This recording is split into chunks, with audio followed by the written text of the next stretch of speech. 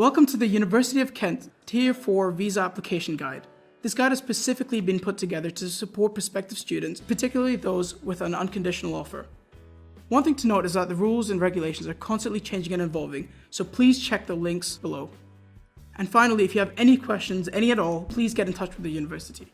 This guide is for students who have already received and have accepted an unconditional offer to study at the University of Kent. Well done, guys. And for those who are looking to extend their Tier 4 leave, please do take note that students applying from within the UK, some of the information that we are giving for you today may not be very applicable. Please also be aware of the documents that you will need to supply before submitting your visa application. Before completing your Tier 4 visa application, you'll require what is known as a Confirmation of Acceptance of Study, or a CAS document. This document is a supporting document which is required to make your visa application. If you are undertaking a pre-sessional English course, you will have two separate CAS documents and will have to therefore apply to two separate visas. This video is a short guide, and the university recommends that you check out the UK government website and also the University of Kent website for more detailed information. As part of your Tier 4 visa application, you will be required to submit some of the same documents you did when applying for the CAS.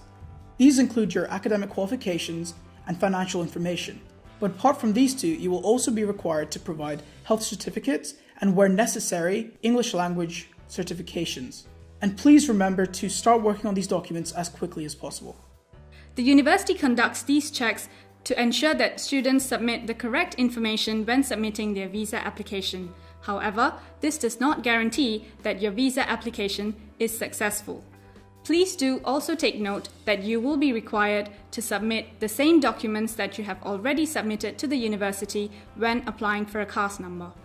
Please check, and I cannot stress this enough, with your visa application, what exactly you need to submit with your application, because if we do find that anything is missing and your application is denied because of that, the university might not issue you another CAS number. You'll be required to submit evidence of your academic ability as part of your visa application. The Home Office will want to see evidence of qualifications included on your CAS. You would have to submit previous qualifications such as degree certificates, transcripts of marks, and English translations of qualifications where applicable. If at all the Visa Application Centre contacts you for more information, please submit these as soon as possible.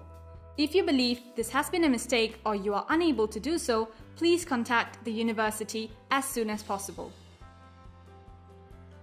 We will now look at the financial documents that you will need to provide with your visa application.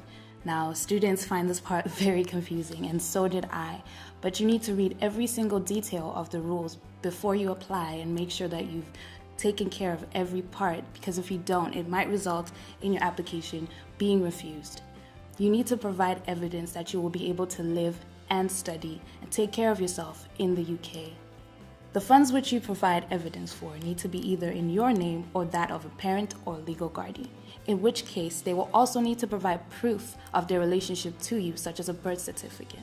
They will also need to provide signed consent that you can access the funds, and any documents that you provide, such as bank statements, can be no older than 31 days.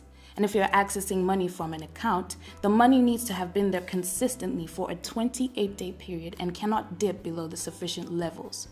And bear in mind that you cannot use any accounts from business accounts. They need to be personal accounts.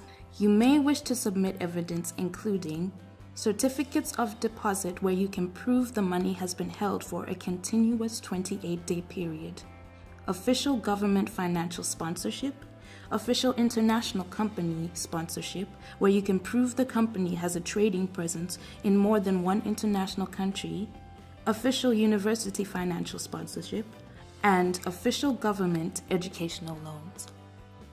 If you're still experiencing any kind of confusion, you can find all the full details that you need on the UK government website, the UKISA website, or the university's website, all of which will have links provided below. So press that button and make sure you get as much information as you possibly can. And that's all for today. Thank you so much for watching this video. I hope you enjoyed it, and I really hope you come to Kent because it's worth the experience. I know.